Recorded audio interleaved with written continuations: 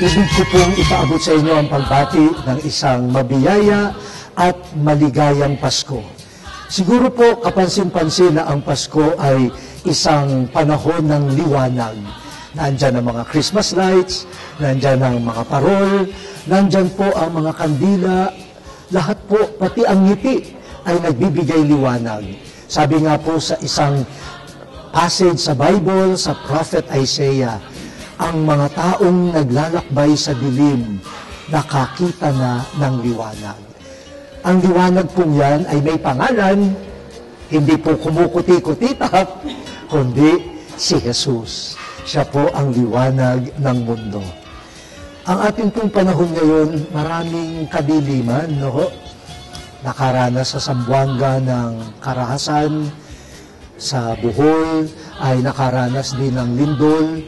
Ang mga naapektuhan ng Yolanda, kita naman natin ang kasiraan. Maraming tao po ang nabubuhay sa iba't ibang uri ng kadiliman. Pero tuloy ang Pasko. Kasi kahit po nasira ang bahay, kahit nasira ang pananim, kahit po meron pang nawalang buhay, si Jesus darating. At sana po ang ating Pasko ay nakatutok sa Kanya.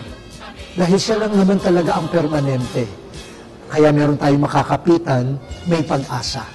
Kapag ang pag-asa natin ay sa mga lumilipas lamang na mga bagay at tao, lagi tayong masisiphayo. Ang ating pong liwanag sa Pasko nito ay si Jesus. Siya po ang ating ibigay sa iba. Nagbibigay tayo ng liwanag. Merry Christmas po sa inyo lahat. Ang sanhi po nagpagparito, hihingi po ng aginaldo.